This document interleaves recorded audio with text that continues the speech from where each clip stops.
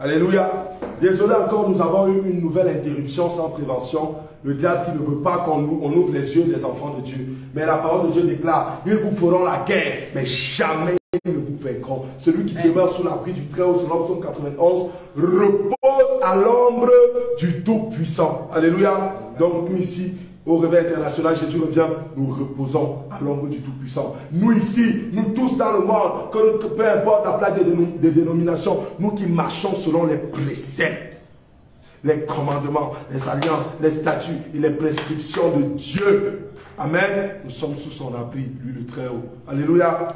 Donc on continue. On était en train de dire ici que la dîme est une libéralité. Amen. La dîme est une libéralité. Et quiconque ne paie pas la dîme n'a pas de foi.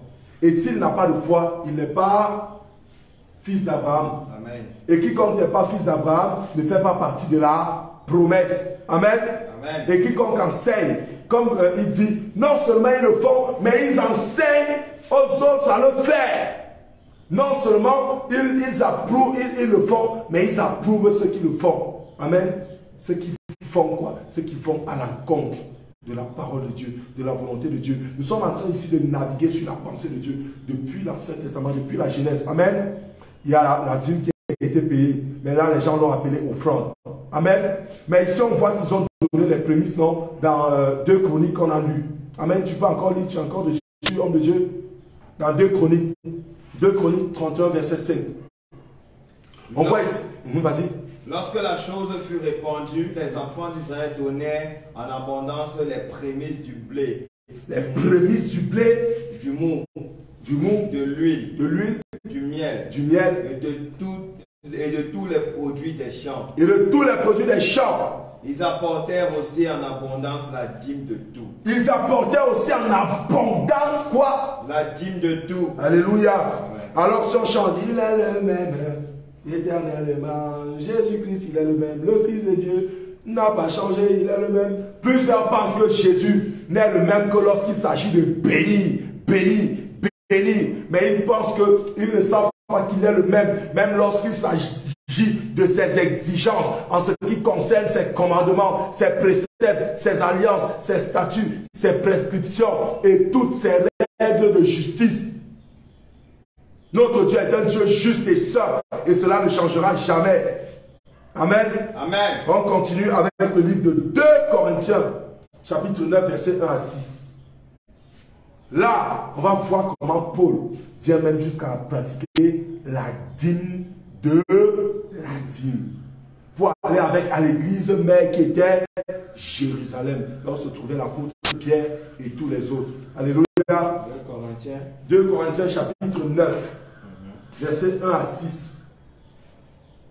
2 Corinthiens chapitre 9, verset 1 à 6. Amen. Il est superflu que je vous écrive touchant l'assistance destinée aux saints. L'assistance destinée aux saints. Amen. Amen. La dîme était destinée à qui? N'est-ce pas aux saints? Bien sûr. Amen. Continue. Ils vont bien comprendre. Je connais en effet votre bonne volonté. Je connais en effet votre bonne volonté, comme la bonne volonté de Abel. Continue. Dont je me glorifie. Et celle d'Abraham aussi. Continue. Dont je me glorifie pour vous. Auprès des Macédoniens. En déclarant que la chaille est prêtée depuis l'année dernière. Alléluia. Et ce zèle de votre part a stimulé le plus grand nombre. J'envoie les frères afin que l'éloge que nous avons fait de vous ne soit pas réduit à néant. Amen. Sur ce point-là, et que vous soyez prêts, comme je l'ai dit. Sur ce point-là, continuons de Dieu. Je ne voudrais pas, si les Macédoniens m'accompagnent et ne vous trouvez pas prêts. Je ne voudrais pas, si les Macédoniens m'accompagnent et ne vous trouvent pas prêts, que cette assurance tournant à notre confusion, pour ne pas dire à la vôtre. Amen. Parce que Paul, avant de continuer de Dieu, Paul parle aux Macédoniens et dit, ceux-là, des Corinthiens que j'ai laissés, ce sont des personnes remplies d'un bon zèle. Amen. Ils ont l'amour de Dieu, ils aiment Dieu comme Abel, ils aiment Dieu comme Abraham, ils sont devenus fils d'Abraham par la foi. Amen. Amen. Et il précise sur ce point-là, il précise bien le point sur lequel il parlait était quel point? Le point de la dîme, parce que les Macédoniens n'en avaient jamais entendu parler. Alors certainement, ils avaient des doutes quelque part dessus. Que mais comment? Et il leur prend l'exemple des Corinthiens qui, eux, ayant écouté, ont choisi de s'allier. C'est pour ça qu'il dit, j'envoie les frères pour qu'ils vous trouvent étant prêts. De peur que lorsqu'on arrive, s'ils trouvent que vous n'êtes pas prêts, que vous vous mettiez encore à débattre sur la dîme, sur ceci, sur cela, amen, qu'ils se retrouvent, qu'on se retrouve dans la confusion. Non pas nous, mais vous. Parce qu'en réalité, ceux qui vont écouper, ce n'est pas nous. Nous, devant les hommes, ils vont se dire qu'on a menti, mais devant Dieu, Dieu verra qu'à la base, nous avons dit la vérité d'après ce qu'on a vu. Mais le souci, c'est que si vous ne le faites pas, ceux-mêmes qui vont subir le châtiment, c'est vous. Amen. Amen. C'est une façon, comment je vais dire, il utilise un euphémisme pour leur rappeler l'importance de payer la dîme. Amen. Il utilise un euphémisme. Qu'est-ce qu'il dit? Reprends le dernier verset avant de continuer, s'il te plaît, homme de Dieu. Le verset que tu viens de lire avant que je te stoppe. Je ne voudrais pas. Je ne voudrais pas. Si les Macédoniens m'accompagnent. Si les Macédoniens m'accompagnent. Et ne vous trouvent pas prêts. Et ne vous trouvent pas prêts. Que cette assurance tournant en notre confusion. Que cette assurance tourne à notre confusion. Nous qui leur avons fait comprendre que vous êtes des personnes intègres qui aiment Dieu. Et sur ce point-là qui est celui de la dîme, de la libéralité, vous êtes à cheval dessus et strict. Amen.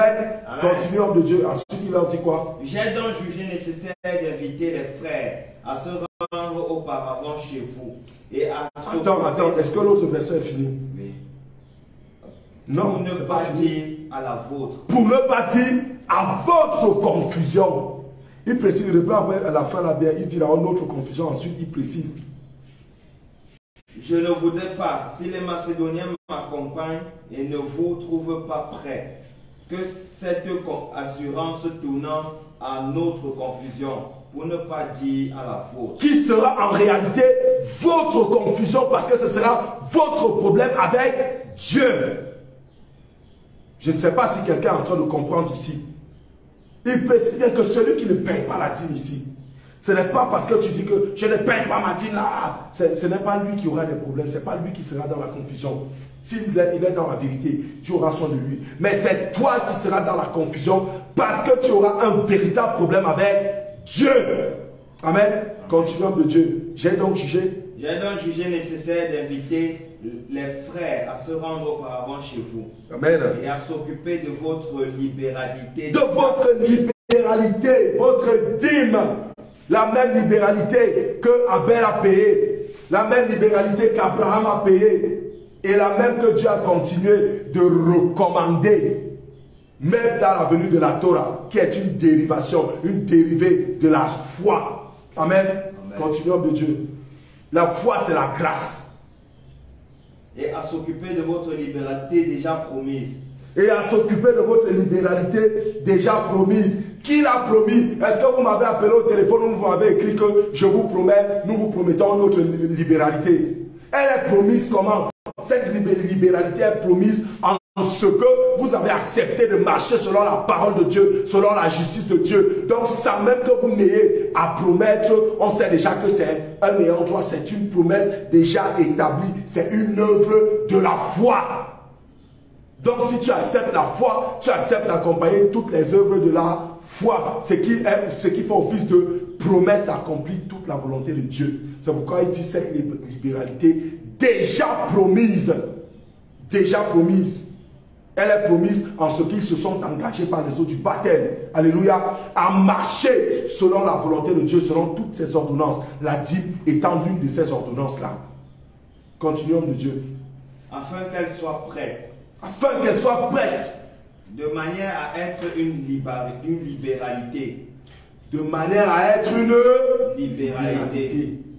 Continue. Et non un acte d'avarice. Et non un acte d'avarice, et non une formalité. J'espère que quelqu'un est en train de comprendre. Amen. Continuons de Dieu. Sachez-le. Sachez-le. Celui qui sème peu. Celui qui sème peu. Moissonnera peu. Moissonnera peu. Celui qui sème abondamment. Celui qui sème abondamment. Moissonnera abondamment. Moissonnera abondamment. Alors, si tu sèmes à moins de 10%, qu'est-ce que tu vas moissonner? Amen. Pourquoi Paul précise que celui qui sème peu moissonnera peu? Parce que les gens avant se sont dit, bon, je peux donner 1%. Une libéralité. Amen.